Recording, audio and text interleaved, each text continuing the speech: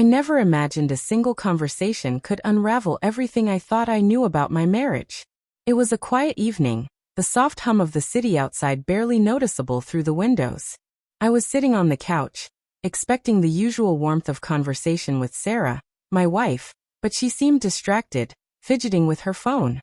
Something in her posture felt off, a tension I couldn't place. "Hey, what's going on?" I asked gently, trying to bridge the distance that had crept into our living room.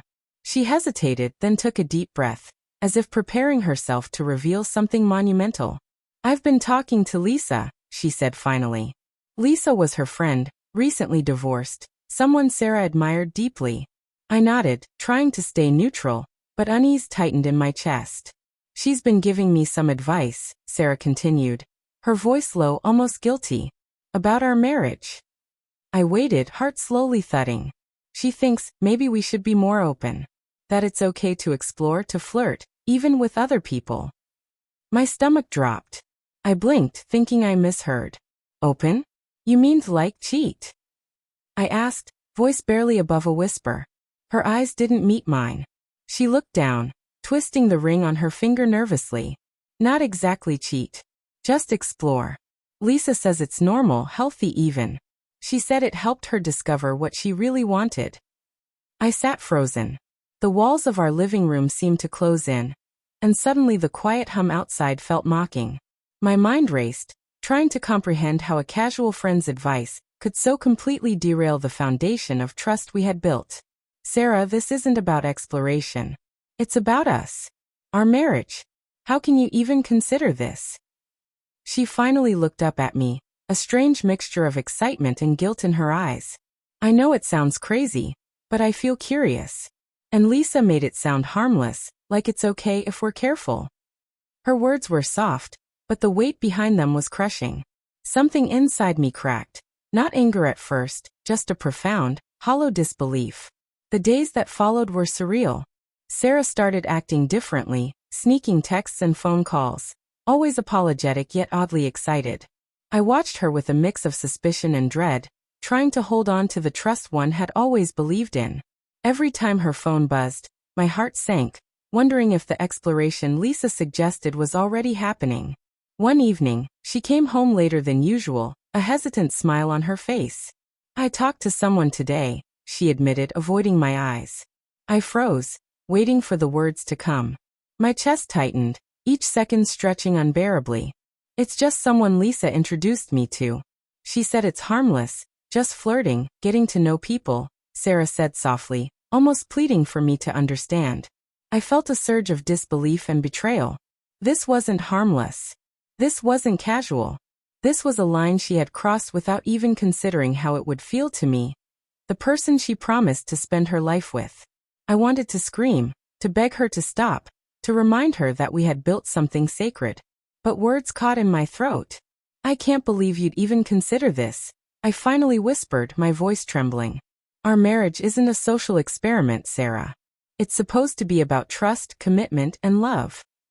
She sighed, running her hands through her hair. I know, but Lisa said it could make me happy. She said it could awaken something I've been missing. And I wanted to see if she was right." The tension between us was unbearable. I felt like I was losing her piece by piece, watching her curiosity and peer influence overshadow everything we had built. I wanted to hold her, to convince her that this wasn't the answer, that opening our marriage would destroy the trust we had spent years nurturing. But she recoiled from the touch, conflicted yet determined. Then came the moment that shattered everything. A few weeks later, Sarah sat me down, her hands trembling, her face pale. I'm pregnant," she said quietly. The words hit me like a sledgehammer. Not only had she followed Lisa's advice, she had crossed the ultimate boundary, and now the consequences were irreversible. My mind spun with fear, anger, and betrayal, each emotion competing for dominance. I sat in the kitchen, staring at Sarah as she tried to meet my eyes. The news of her pregnancy hung between us, heavy and suffocating. I wanted to speak, to scream, to demand answers, but the words seemed useless against the magnitude of what had happened. Every instinct told me that our marriage was no longer ours. It had been infiltrated, manipulated, and reshaped by someone else's influence. Sarah, why? I finally managed, my voice breaking slightly. Why would you let this happen? Did you even think about us? Her eyes filled with tears, but there was also a strange defiance there. I wanted to see if I was missing something, if Lisa was right. I didn't mean to hurt you, I swear. But I couldn't stop myself. I felt a storm of emotions crash over me. Betrayal, anger, heartbreak, and a deep, hollow despair. The woman I had trusted with everything had been influenced, pushed, and now carried a life that wasn't meant to exist in the way we had planned. I wanted to reach out, to pull her close, but my hands shook with a mix of rage and sorrow. You've destroyed our trust, Sarah, I said quietly. And there's no taking it back. All of this, it's too much. Her sobs filled the room, a sound that used to bring me comfort in our shared grief, but now it felt like punishment. I realized in that moment that love alone couldn't repair what had been broken. Respect, loyalty, and boundaries mattered just as much, if not more. I knew I had to make a choice, not just for myself, but for the life I had imagined for us. I couldn't stay in a marriage where the foundation was compromised by someone else's influence and a disregard for our vows. I took a deep breath, steadying myself. I'm not abandoning you, but I can't continue like this. We need time. We need clarity. And I need to decide if this marriage can survive, or if it's already over.